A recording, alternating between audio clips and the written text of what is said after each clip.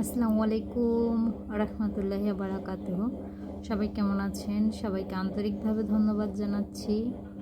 অবশ্যই সবাই আমার ভিডিওটি দেখে যাবেন, ভিডিওগুলোতে লাইক কমেন্ট শেয়ার করবেন। তো আজকে আমি আপনাদের সামনে এমন একটা সিক্রেট আলোচনা করব, সেটা জানলে আপনারাও অবাক হবেন এবং খুশিও হবেন।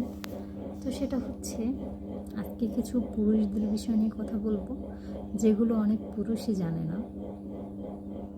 তো চলুন কথা না বেরিয়ে সেই কথাগুলো জানি, কি কি বিষয়।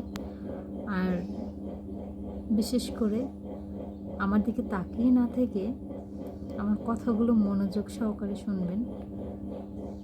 আর যদি ভালো লাগে অবশ্যই ভিডিওগুলোতে লাইক কমেন্ট শেয়ার করবেন। সেটা হচ্ছে পুরুষের কিছু গোপনীয় টিপস। পুরুষের মেশিনে কতদিনই পানি তৈরি হয়, সেটাই আজকে আপনাদের সাথে আলোচনা করব। পুরুষের মেশিনে 3 দিনে পানি তৈরি হয়। চাইলেই অনেক পুরুষ এগুলো অযথা নষ্ট করে, আবার অনেকগুলো পুরুষ খারাপ জায়গায় যায়। তো কী প্রয়োজন আছে এগুলো নষ্ট করার? কোনো তো প্রয়োজন নেই। আপনারা ভেবেচিন্তে কাজ করেন, কারণ আপনার ভবিষ্যৎ প্রজন্ম আছে। ভবিষ্যৎ প্রজন্মের জন্য আপনার ভবিষ্যতের এই মুহূর্তগুলো রাইখা দিতে হইবে। তাছাড়া যদি আপনারা এরকম করেন এখনই, তাহলে কি আর ভবিষ্যৎ ভালো হবে? কখনোই ভালো হবে না। তাহলে আমি বলতে চাই, পুরুষদের মেশিনে পানি তৈরি হয় 3 দিনে। তাদের অনেকটা খাটনির পর, অনেকটা শরীর থেকে এটা তৈরি হয়, যা আপনি চাইলেই নষ্ট করবেন না। আর নষ্ট করলে আপনার স্ত্রী কখনোই আপনার কাছে সুখী হবে না। তা আপনি কি চান আপনার স্ত্রী আপনাকে ছেড়ে অন্য কারো কাছে যাক?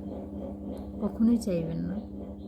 আপনি যদি আপনার স্ত্রীকে শারীরিকভাবে তৃপ্তি না দিতে পারেন, তাহলে আপনার স্ত্রী অবশ্যই অন্য কারো কাছে যাবে।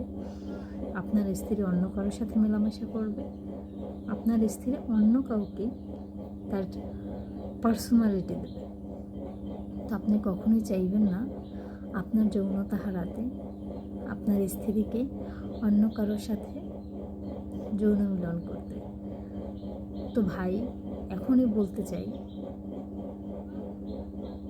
সামান্য সুখের জন্য ভবিষ্যৎ সুখ নষ্ট করবেন না। আর আপনার স্ত্রীকে অন্যর কাছে যেতেও দেবেন না, কারণ আপনার কাছে সুখ না পেলে তো আপনার স্ত্রী অন্যের কাছে অবশ্যই যাবে। তো এগুলো মাথায় রাখবেন আর চিন্তা করবেন যেগুলো করবেন কি করবেন না। আর অবশ্যই আমার চ্যানেলটিকে সাবস্ক্রাইব করে পাশে থাকবেন, যাতে নতুন কোনো ভিডিও দেওয়ার আগে আপনার চ্যানেলের নোটিফিকেশন চলে যায়। আজকে এই পর্যন্তই। ভালো থাকবেন, সুস্থ থাকবেন। আল্লাহ হাফেজ।